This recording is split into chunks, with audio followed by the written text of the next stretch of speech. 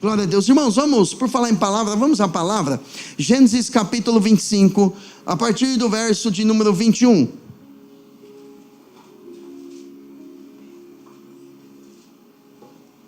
Gênesis capítulo de número 25, a partir do versículo de número 21.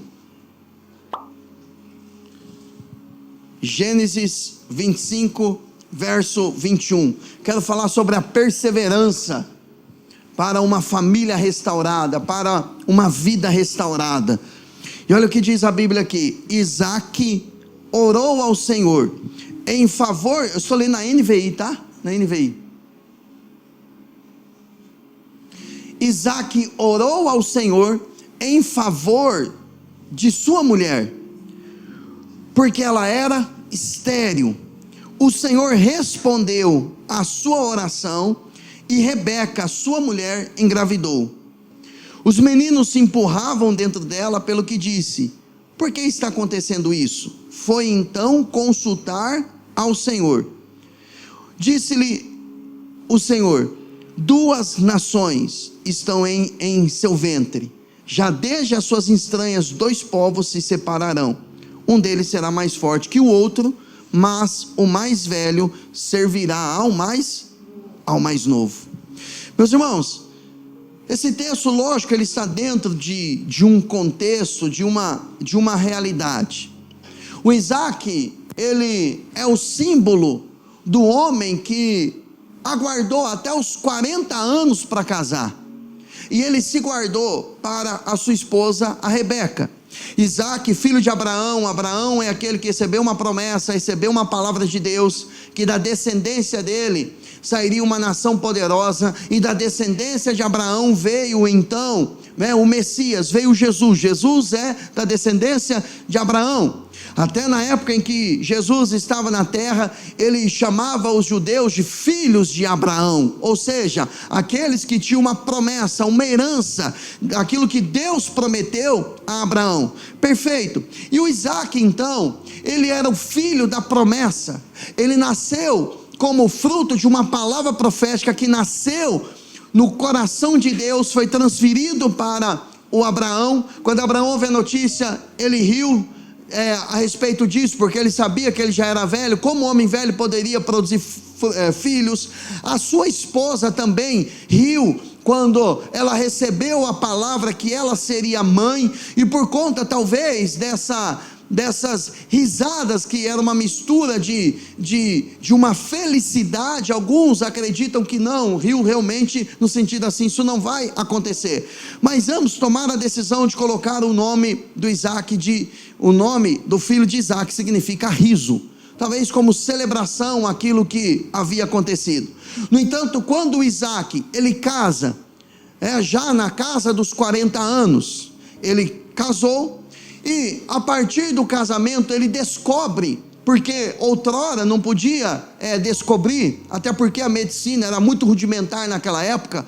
Ele descobre pós o casamento que a sua esposa, ela era estéril, e ela não podia gerar filhos.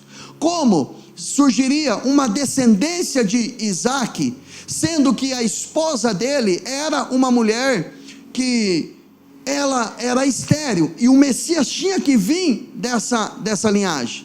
Eu particularmente acredito que aquilo se perpetuou na vida do Isaac, porque foi a mesma coisa que aconteceu com a Rebeca, aconteceu também com a Sara, sua mãe. A sua mãe era estéril, e por uma palavra profética de Deus, Deus abre a madre de Sara, e ela pode gerar filhos. Eu particularmente entendo, porque Deus dá oportunidade para Isaac fazer o que o seu pai não fez. Porque o Abraão, quando ele recebe uma palavra, querendo dar um jeitinho, ele deitou-se com a serva Agar, e engravidou aquela mulher, que teve o seu filho Ismael, que até hoje tem essa batalha dos palestinos com o povo de Israel. Começou a partir dessa situação aqui. Mas enfim, o Isaac, ele teve uma outra decisão diferente do seu pai. Se o seu pai, em contrapartida, ouve o conselho da mãe, se deita com uma escrava, Isaac não tomou essa decisão. Isaac, ele tomou a decisão de ir para a oração. É como se ele tivesse dito: Deus tem uma palavra, Deus tem uma promessa para minha família. Deus prometeu que nos daria uma família, uma descendência poderosa na terra. Então eu vou romper aquilo que está impedindo através da oração. Só que quando você olha, você lê que o Senhor respondeu a oração dele. Rebeca, sua mulher, engravidou. Nos dá a impressão que ele fez uma oração dizendo: pai, eu quero um filho, me dê um filho. Aí Deus olhou para ele e falou: perfeito, filhão, vou te dar um filho. E a esposa dele foi e ficou grávida. Essa oração de Isaac, ela durou nada mais, nada menos do que 20 anos. O Isaac não fez uma oração e desistiu. Isaac não fez uma oração e já jogou a toalha, ou desistiu de ser pai, ou desistiu de que a sua mulher engravidasse. Ele faz uma oração e ele persevera naquela oração. Ele orou para que isso acontecesse por 20 anos. Ele detectou uma esterilidade, uma área morta na vida da sua esposa, mas ele não desistiu dela. Ele continua perseverando. É como se ele estivesse dizendo: não, é a esposa que Deus me deu, é a esposa que eu escolhi, e se ela tem uma área de esterilidade, eu vou lutar em oração, eu vou perseverar por ela, eu não vou escolher uma outra mulher. Ele tinha uma área da vida dele que era uma área improdutiva, era uma área que não, obviamente não produzia filhos. Era uma área que ele não era realizado, era uma área que tinha morte, é uma área que não tinha vida, mas ele entendeu e acreditou que pela oração ele poderia mudar aquela circunstância. Ao olhar para a sua família, ao olhar para a sua vida, você há de convir que tem áreas que você diz: poxa, pastor, essa área é uma área de esterilidade, essa área eu estou plantando, eu não estou colhendo. Essa área eu estou semeando, eu não estou vendo uma colheita. Essa área eu estou fazendo até por onde, mas eu não estou vendo o resultado. É uma área que na minha vida é uma área que está improdutiva. Se por um lado você tem áreas, e glória a Deus por isso, que tem produzido frutos, que você tem visto o cuidado de Deus, certamente tem áreas da sua vida que você ainda está sentindo que tem uma falta. Eu não sei você, mas eu tenho algumas promessas que Deus liberou ao meu coração, que Deus falou comigo, que ainda eu não estou desfrutando dela, que ainda eu não estou vivendo aquilo que Deus prometeu. Eu lembro quando eu tinha de 27 para 28, eu estava fazendo uma oração na madrugada lá em São Paulo, fazendo uma oração pelo meu ministério, e eu ouvi claramente uma convicção do Espírito, no meu espírito, que Deus me daria algo grande no meu ministério, após os 40 anos, e quando eu completei 40 anos, que foi em outubro do ano passado, eu falei: Senhor, eis-me aqui.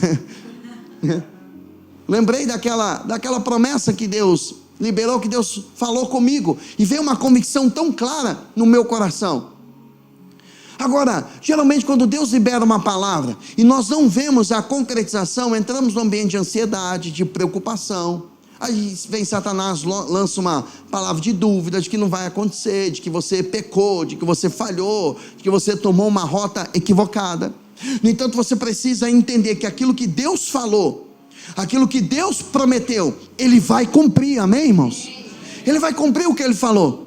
Quando eu puxei o diário hoje, estava compartilhando com alguns irmãos, que eu já falei com vocês no início, que daquilo que Deus falou, eu estava dizendo para eles que quando veio momentos de dúvida, quando veio momentos em que iniciamos aqui e só víamos pessoas saindo e não víamos pessoas chegando, quando vinha pensamentos: será que eu errei? Será que eu tomei uma rota errada? Será que eu não deveria ter ficado, eu não deveria ter me movido, deveria ter ficado no meu canto? Eu sempre puxei aquele diário, abria ele lá e falava: não, nesse dia, Deus falou comigo, nesse dia Deus deu uma palavra, então eu agarrei nessa palavra e fiquei firme, mesmo no tempo de dificuldade.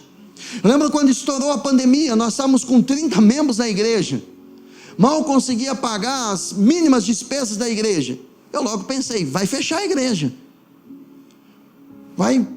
fechou tudo, né? As pessoas não sabem o que vão acontecer, ninguém vai ofertar. Eu pensei: ninguém vai ofertar, ninguém vai semear, porque ninguém sabe o que vai acontecer com a economia do país, vamos segurar. E eu pensei: vai fechar, já tem poucos membros da igreja, agora não pode vir.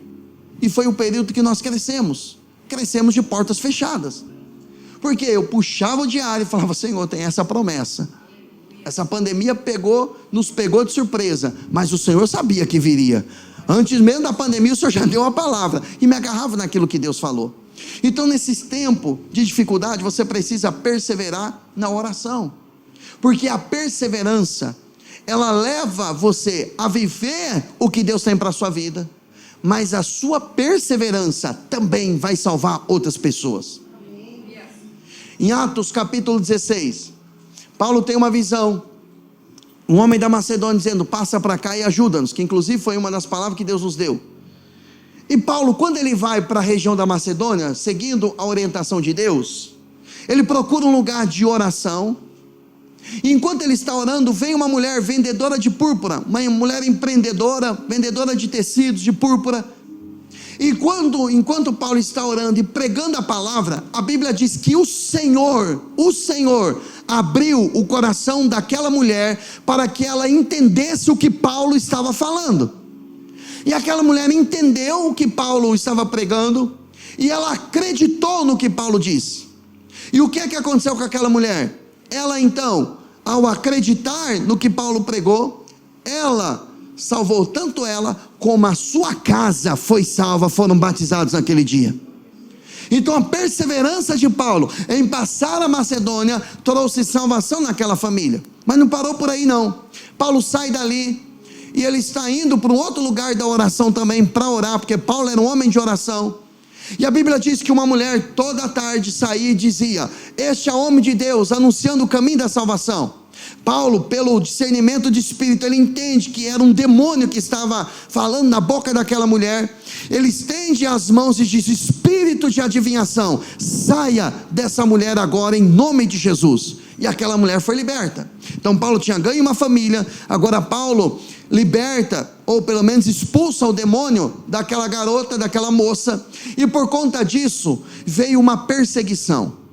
A perseguição foi tão grande que Paulo e Silas foram presos, foram despidos, diz a Bíblia, e eles apanharam, e além deles tomarem uma coça ali, eles pegaram Paulo e Silas, colocaram ele, amarraram eles com as pernas abertas, uma posição desconfortável, amarrou o pé deles no tronco.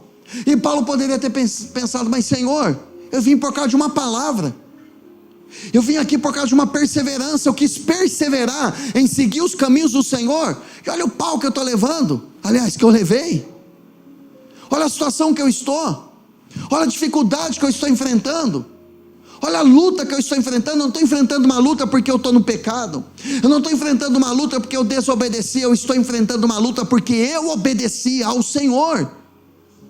Meu irmão, nós estamos vivendo um tempo que tem pessoas que não suportam passar por uma luta por causa do nome do Senhor. Qualquer coisa, elas estão abandonando o caminho da palavra, por qualquer dificuldade. Se alguém não olha na cara dela, fica chateado, quer sair da igreja. Se vê uma dificuldade, já quer sair, mas não foi Deus que apontou o caminho para você, não foi Ele que chamou você, não foi Ele que trouxe você das trevas para a luz. Por quê? Porque a igreja é muito escura, a igreja é muito clara. Esses dias o irmão mandou uma mensagem para mim, dizendo assim: pastor, eu gosto muito do senhor, gosto da palavra, mas eu não gosto do louvor da igreja, eu não gosto. Eu conversando com ele, falei assim: meu irmão, você pode ouvir o louvor que você quer, coloca no YouTube, você põe o que você quer. Se eu fosse colocar os louvores aqui que eu gosto, por exemplo, talvez não ficaria um na igreja, mas é o meu gosto é diferente. Mas irmão, nós não estamos aqui, isso aqui não é um boteco que você escreve num papelzinho, canta essa música aqui, não, isso aqui é o lugar para nós adorarmos a Deus. É um lugar, porque o culto não é feito para nós, o culto é feito para o Senhor. Não é a sua imagem que está aqui em cima do altar para cantar músicas que agradem o seu coração, que agradem você. Irmãos, é para nós adorarmos ao Senhor. Na nossa casa nós podemos escolher. Se você gosta de louvor sertanejo, coloca. Se você gosta de louvor de samba, coloca. Se você gosta de louvor pentecostal, se fosse colocar aqui, você vai tocar Lauriette aqui, que eu gosto, né? Também tem a Sheila que gosta também, uma pessoa gosta mesmo. Mas cada um gosta, tem um estilo, mas nós viemos aqui, irmãos, por causa da presença dele. E aí Paulo, seguindo o caminho do Senhor, ele sofre por causa disso. Agora, o sofrimento de Paulo produziria salvação na vida de outros. Porque Paulo, ele não reclama. A Bíblia diz que perto da meia-noite, Paulo e Silas oram e cantam louvores a Deus, com os pés amarrados, perna aberta, amarrados os pés nos troncos, e ele com as costas machucadas, eles despidos, machucados, feridos, eles decidem: nós estamos no plano de Deus. Se eu estou no plano de Deus, a única coisa que tem que fazer é orar e cantar louvores. Eu não posso sair aí pregando, nós não podemos continuar a obra, mas nós podemos orar, nós podemos cantar louvores a Deus. Meu irmão, tem gente que se ela perde o ministério, ela para de orar, ela para de adorar. Paulo estava amarrado, ele não podia dar continuidade ao ministério dele, naquele momento. Por quê? Porque ele estava preso. Como é que ele iria para outras regiões pregar o evangelho, cumprir o chamado, se ele estava amarrado? Então tem pessoas que, se não for do jeito delas, não cumprem o ministério. Meu irmão, se o ministério não está dando certo, porque é um tempo para você orar e cantar louvores a Deus. Quando o negócio não está fluindo, não inventa moda, ore e cante louvores a Deus. Comece a orar e adorar a Deus. E a Bíblia diz que veio um terremoto, e eles foram livres, foram libertos.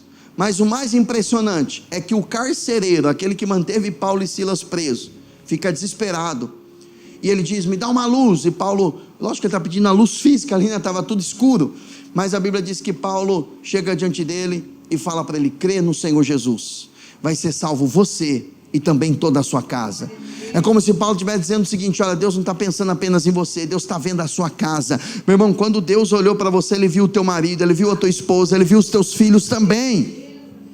Você é uma flecha de Deus na sua casa, você é um referencial na sua família. Então persevere. E aí aquele homem creu, o carcereiro, foi batizado ele, e foi batizado toda a casa dele. Toda a casa novamente foi restaurada.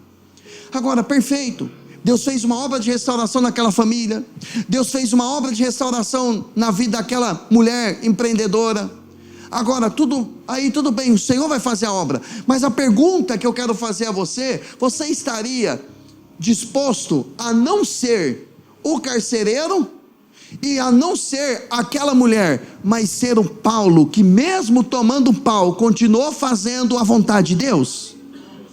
Você seria capaz de sofrer algumas coisas para produzir salvação na vida de outros? Você seria capaz de renunciar à sua própria vontade, de renunciar ao seu próprio eu, para que outras pessoas pudessem ter acesso ao evangelho, acesso à salvação? Você teria essa condição? Então, a perseverança em fazer a vontade de Deus pode trazer coisas impressionantes na nossa vida. No caso de Isaac, Deus abriu a madre da mulher de Isaac, da Rebeca. E é tão interessante que aquele período de 20 anos que ele ora ao Senhor, quando veio a resposta, veio uma resposta dobrada. Vieram não um, mas vieram 2 filhos. Vieram 2 filhos. Vieram 2 nações no ventre daquela mulher. Porque quando Deus nos dá, Ele dá algo dobrado para nós. A vontade de Deus é uma vida abundante, é uma vida até de sobras, até de sobras. Se você vê as duas ocasiões em que o Senhor multiplicou pães e peixes, Ele multiplicou pães e peixes, nas 2 vezes houve sobras, houve mais do que o suficiente. Porque quando Deus age, quando Deus opera, Ele envia mais do que o suficiente. É isso que Ele tem para você. Então persevere. Se nós olharmos um pouquinho mais a fundo na vida de Isaac, vamos para Gênesis capítulo 26 agora.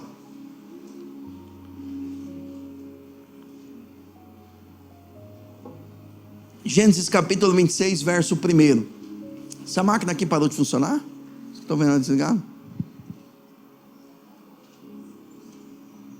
Gênesis capítulo 26, verso 1.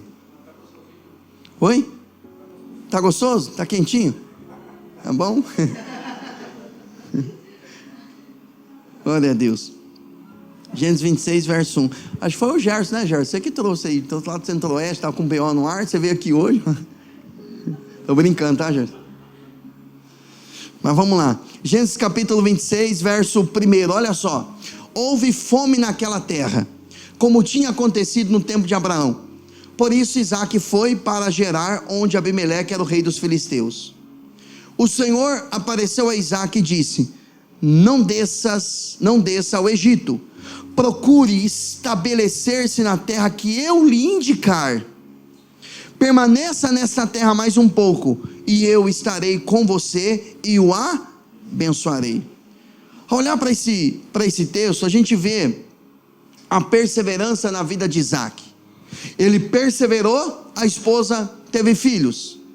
Agora ele está enfrentando uma situação, um problema econômico, um problema territorial. E diante desse problema, ele deve ter pensado: olha, eu vou ao Egito, está todo mundo descendo ao Egito, está todo mundo fugindo dessa região, indo ao Egito. Obviamente ele deve ter pensado, dito assim: eu vou lá porque eu vou crescer também. Mas vem o Senhor e fala: não desça ao Egito, fique na terra onde eu indicar. Permaneça nela, ou seja, perseverante nessa terra, mais um pouco, e eu estarei com você e o abençoarei. Sabe o que eu aprendo nesse texto aqui? 3 coisas. Primeiro, seguir a orientação de Deus. Ele sabia que para vencer uma improdutividade, uma esterilidade, ele precisava seguir a orientação que vinha de Deus. E ele sabia como consultar ao Senhor, porque até a sua esposa Rebeca, quando ela já está grávida, que ela começa a perceber um desconforto, ela consulta o Senhor, fala: Senhor, por que eu estou tendo esse desconforto? E Deus aponta para ela: olha, porque tem 2 nações. Você sabia que às vezes alguns desconfortos podem nos empurrar para o próximo nível em Deus? Às vezes você começa a sentir um desconforto consigo mesmo, talvez é o Senhor te chamando mais para a oração. Eu estou falando de um perfeccionismo doentio, mas eu estou falando que às vezes o Senhor começa a mexer dentro do nosso coração, começa a mexer conosco, começa a mexer no nosso interior, começa a nos dar uma insatisfação.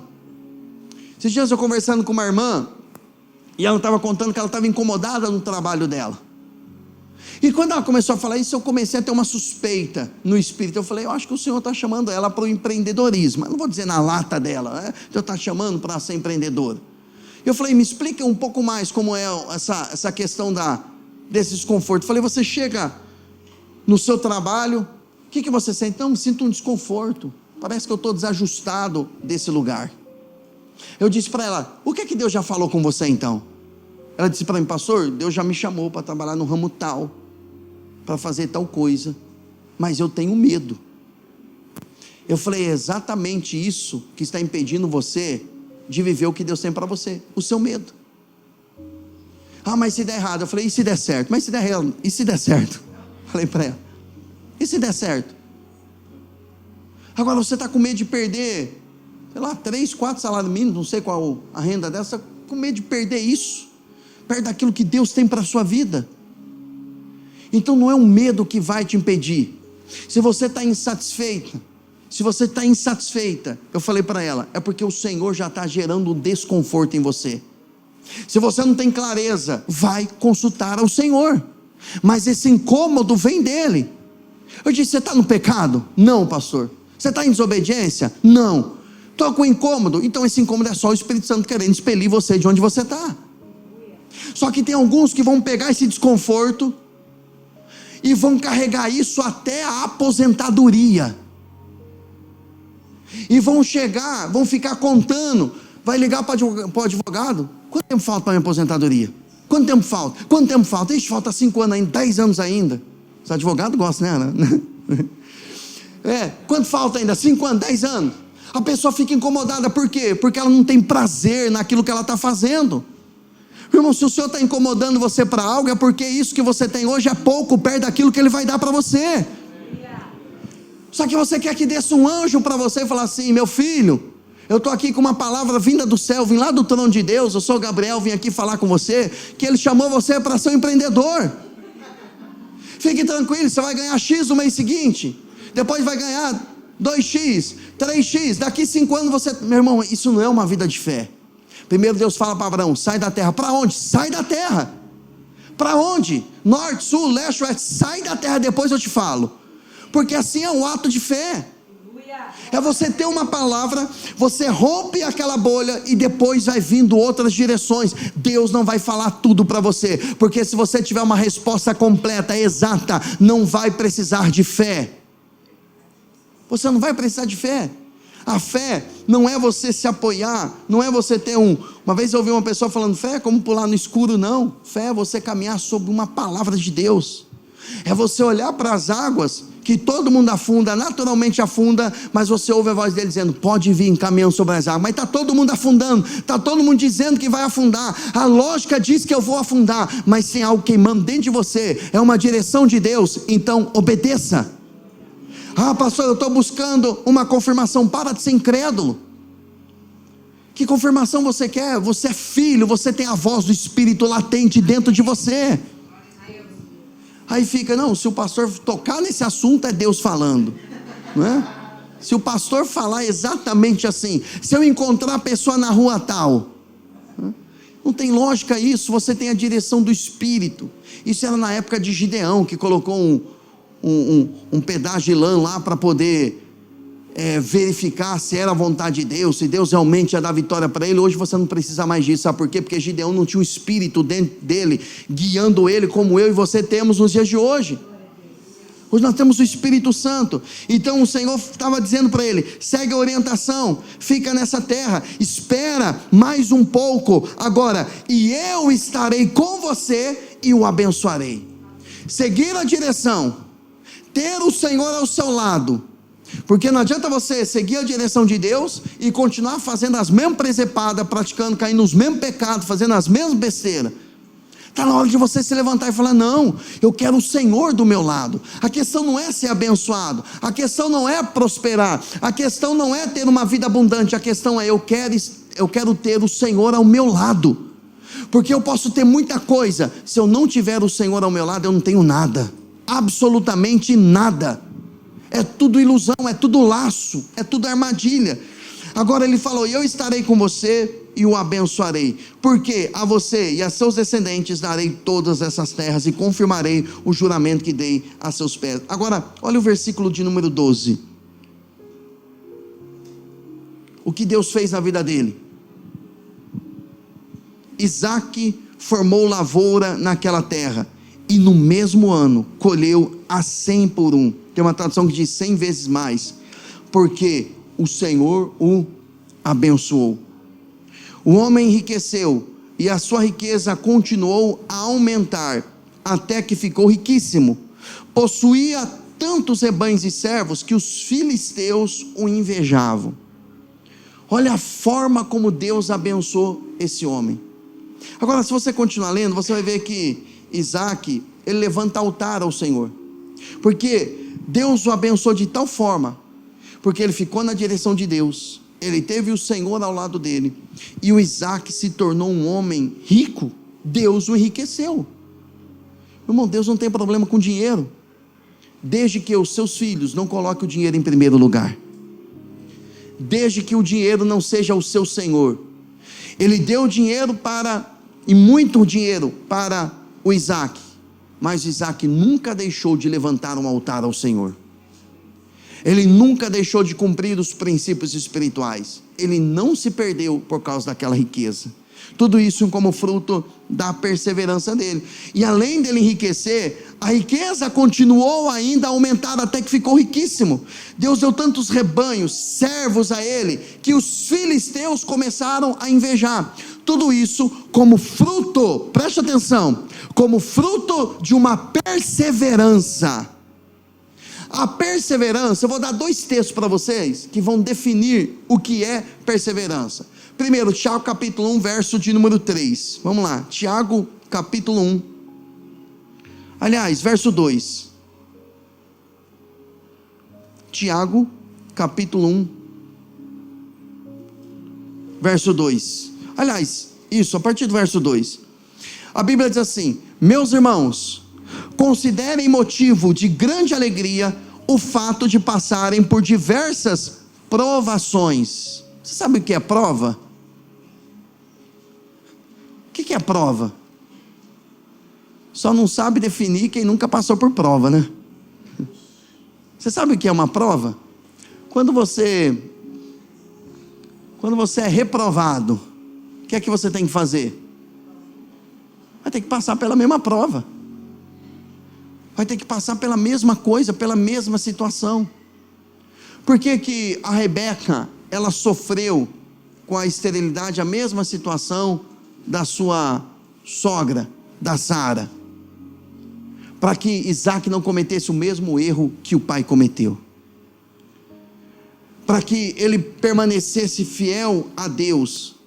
Ele teve a chance de fazer a coisa certa. Quando você reprova, você tem que passar pela prova novamente. E quando a pessoa fica reprovando na mesma área, ela reprova, passa na prova, reprova. É igual a prova do Detran, quando a pessoa vai passar na habilitação. Fala a Deus, né? Chega uma hora que a pessoa desiste de tantas vezes que ela é reprovada. Por que que ela desiste? De tanto ela ser reprovada, preste atenção nisso. Estabelece no coração dela uma desesperança. Ela perdeu a esperança de passar. Perdi a esperança, não quero mais, desisto. Aí ela começa a colocar na cabeça: eu acho que eu não nasci para dirigir. Eu acho que eu não nasci para isso. De tanto que ela foi reprovada. Agora, na vida espiritual, a pessoa que vive sendo reprovada na mesma área, estabelece uma desesperança no coração dela. Por isso que alguns abandonam o Senhor. Ah, mas o Senhor nunca me dá resposta, o Senhor nunca me abençoa. Mas você nunca é aprovado. Toda vez que passa a tentação, cai babando. Toda vez que tem uma oportunidade de fazer a coisa certa, vai e faz a coisa errada. A pessoa tem a oportunidade de corrigir os erros. Já escolheu alguém? Falei para uma pessoa já à tarde. Falei: parece que você tem um dedo podre para escolher pessoa para casar. Só escolhe gente que não presta. E vai e comete o mesmo erro. Você sabia que a mulher, ela não pode ir atrás de homem? Isso é bíblico? A Bíblia fala que o homem que acha uma mulher, não é a mulher que acha o homem. É o homem que acha a mulher, é o homem que procura. A Rebeca, quando ela vai conhecer o Isaac, sabe o que ela faz? Ela se cobre. Porque ela não queria atrair nenhum homem pelo exterior. Agora, hoje em dia tem mulher que ao invés de se cobrir, está vindo alguém, opa, aí ela levanta tudo. Ela se descobre.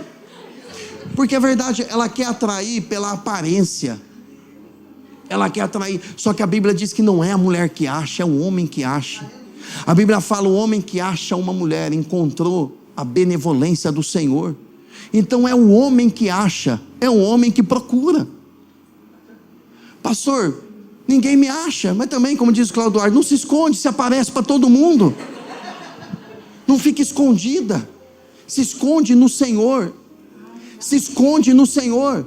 Porque se você se esconder no Senhor, você é mulher de Deus, só um homem de Deus vai te encontrar. Agora, se você não se esconde, qualquer um vai te encontrar. Aí aparece tudo quanto é tipo. Então a Bíblia fala que, voltando aqui, que a provação, ela tem que ser um motivo de grande alegria. Parece até meio antagônico isso, mas olha o 3: pois vocês sabem que a prova da sua fé produz o quê? Perseverança. O que é que Deus está nos proporcionando quando vem uma prova?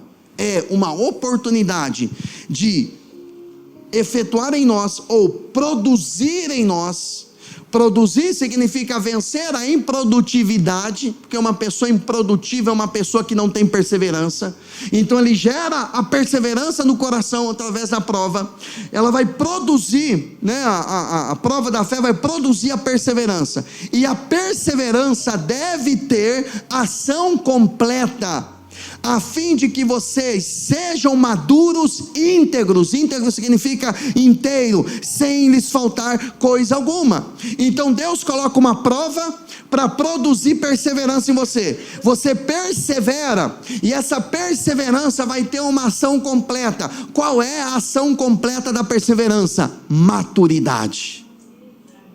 Você se torna uma pessoa madura, resiliente. Você se torna uma pessoa seletiva. Você se torna uma pessoa que é íntegra. Você não é uma pessoa que se entrega pela metade ao Senhor, que se entrega pela metade aos princípios da palavra. Você se torna uma pessoa inteira, que se entrega completamente. Isso é o sinônimo de maturidade. E quando você alcança isso, não vai lhes faltar coisa alguma. Meu irmão, Deus não nos criou para sermos seres que têm falta. Ele nos criou para a vida abundante. Só que essa vida abundante não é separado dele, é a partir dele. Então eu me relaciono com ele, e essas demais coisas elas vão sendo acrescentadas. Agora persevere em Cristo, persevere no Senhor. Em Romanos, Paulo parece que citando mesmo texto, ou na mesma sintonia, ele fala em Romanos 5:3, Romanos 5:3, por meio, não só isso, mas também nos gloriamos. Se Tiago fala, eu me alegro na tribulação, Paulo vai dizer, nós nos gloriamos nas tribulações. Olha como que uma pessoa que tem uma maturidade, ela enxerga a tribulação.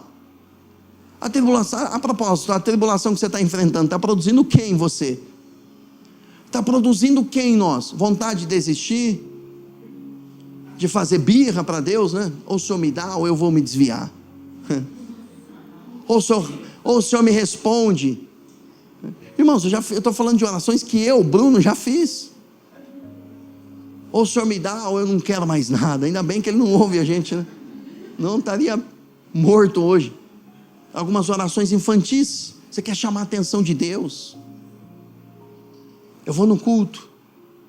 Se Deus não usar alguém para vir falar, para dar uma palavra para mim, específica para mim, falar comigo, para com essa criancice. Se Deus não levantar um profeta e dizer, olha, você que está aí com a roupa tal, você que está passando isso, para de criancice. É tempo de você olhar para a palavra e falar, Deus, o Senhor está falando comigo pela palavra, eu sei o que eu tenho que fazer. Eu sei o que eu tenho que fazer. A tua palavra está inspirando o meu coração. Então ele está dizendo sobre se gloriar nas tribulações. Por quê? Para a gente encerrar. Estou perseverando, estou alegre na tribulação aqui. Tribulação com esse notebook, né? Também nos gloriamos nas tribulações, porque sabemos que a tribulação, ela produz o quê? Perseverança. Enquanto, eu não quero ser profeta não, né? Mas enquanto, meu irmão, não tiver perseverança, não cessa a prova. Não cessa. Então, tem que perseverar. Aí ele continua. Porque a perseverança, olha o que ela vai produzir. A perseverança, ela produz um caráter aprovado. Não é só a pessoa que tem que ser aprovada, mas é também o caráter dela. Não é só a atitude. O caráter tem a ver com o interior da pessoa. Porque às vezes a pessoa ela pode estar perseverando, lutando externamente, mas internamente ela está com um caráter caído. Ela está vendida, prostrada, na mão do pecado, na mão de pessoas. Por quê? Porque ela negociou o caráter dela.